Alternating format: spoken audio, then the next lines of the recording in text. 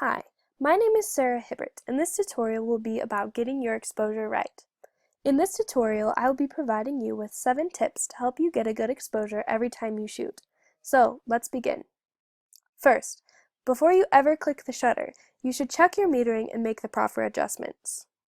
Metering is how your camera determines what the correct shutter speed and aperture should be, depending on the amount of light that goes into the camera and the sensitivity of the sensor.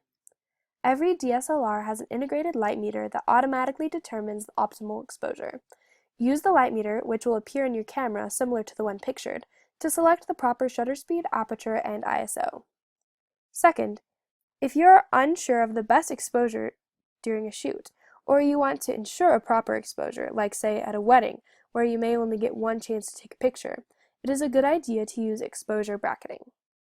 To bracket a photo, take 3 pictures, one with a proper exposure, one set an interval above, and one set an interval below the camera meter's correct reading for the exposure.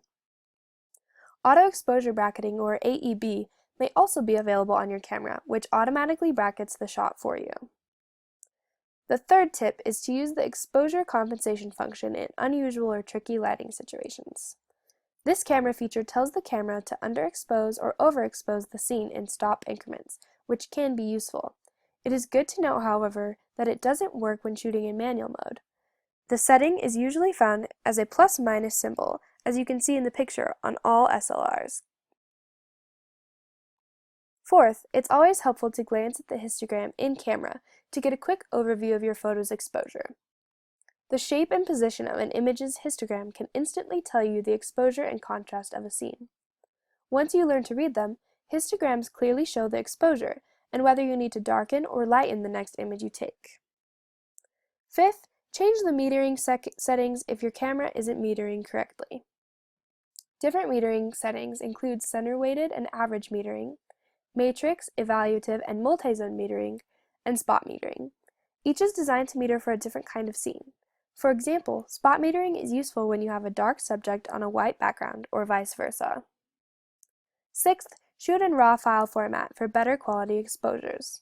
When shooting in a format like JPEG, image information is compressed and lost. Because no information is compressed with RAW, you're able to produce higher quality images, as well as correct problem images that would be unrecoverable if shot in the JPEG format. Lastly, after a shot is captured, there is still the potential to salvage a photo with improper exposure in programs like Adobe Lightroom or Adobe Photoshop, where the exposure, white balance, and other factors can be edited. Brushes and filters allow for fixing the exposure in specific areas, such as a person's face or in a shadow. Although this is available, it's always best to capture the best image possible in a camera.